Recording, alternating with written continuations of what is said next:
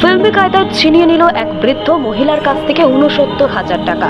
Rampurhat state bank থেকে পেনশনের টাকা তুলে বাড়ি আসছিল রামপুরহাট থানার পলসা গ্রামের ওই বৃদ্ধা। সেই সময় রামপুরহাটের ব্যাংক রোডে তার শরীরের মধ্যে চুলকানি জাতীয় দ্রব্য ছিটিয়ে দেয় এক অভিযুক্ত।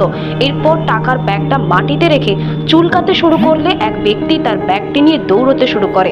পিছন দিক থেকে আরেকজন একটি মোটর বাইক নিয়ে তার বাইকে চেপে চম্পট দেয়।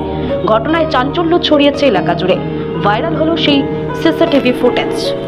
কি হয়েছে? আমি ব্যাংকে থেকে টাকা তুলে বেরিয়ে আসছি। বেরিয়ে আমি গলিটা এলাম চোখে ধর্ম করে আমার গাড়ি দিয়ে দিল।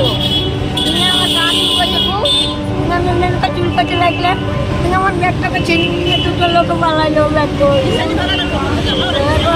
ওরা কিসে ছিল? ওই ব্যাগই সব ভরা আছে। ওরা কিসে আসছিল? মোটরসাইকেলে? মোটর সাইকেলে দুটো ছেলে আছে। কত টাকা ছিল? ৬৯ টাকা, ৬৯,০০০ টাকা।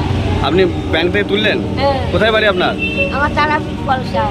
কি করেন আপনি? কি করতেন? আমি পেনশন তুলতে আসছিলাম।